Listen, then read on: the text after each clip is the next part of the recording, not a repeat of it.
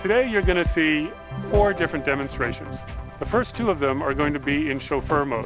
What chauffeur means is that the car drives for you. You would use a chauffeur car if you can't drive, for instance if you're disabled, if you don't want to drive, if the traffic is very bad, or if you're taking a taxi cab ride, like mobility as a service. The other 2 demonstrations are going to be in Guardian mode. This is for people who want to drive. It's a safety net against having a crash. We have designed a special test car which has dual steering wheels, dual brakes, and dual accelerators. The reason for this is that we need 2 different personnel in the front of the car. One is a safety driver. The other driver is a test driver. They are there to interact with the car as if they're the actual driver in a production car. But for our development, this is a tremendous advance because it lets us test the Guardian system with an actual test driver while still having a safety driver there just in case.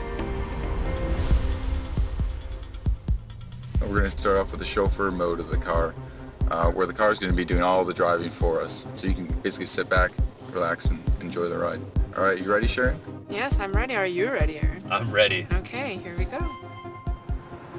And one of the real-world things that we have to handle in self-driving mode are all the randomness that occurs every day. Actually, in this lab, we're recreating a scenario where we've had a pickup truck drive along the track and actually dump some hay bales out of the back randomly.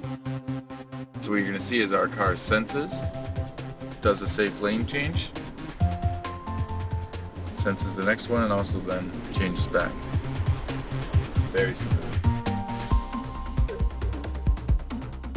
So what we're going to show you in this lab now is how this car is able to interact with the traffic on the roadway.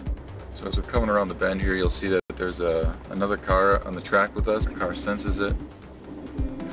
Oh, wow. It's right there. See, we got actually our pickup truck parked in our lane, blocking us. So you see our vehicle slow down, Nice. tuck in behind that vehicle that was in our blind spot, and then do smooth lane change back. That was really smooth. Pretty cool, huh? Yeah, very cool.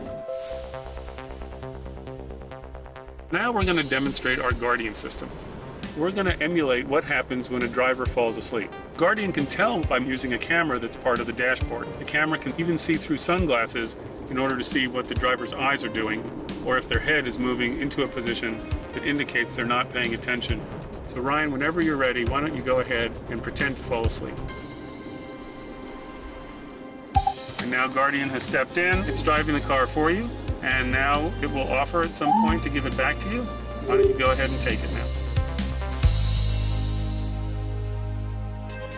One of the most frightening things that can happen on the highway is when a car in front of you switches lanes to avoid debris.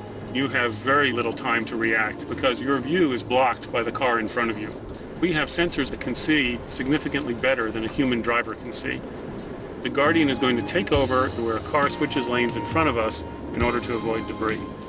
Here that car switches lanes, Guardian decides we have to switch lanes also, and we avoid having a crash. Now Guardian has offered to hand back control, and Ryan has taken control back of the car.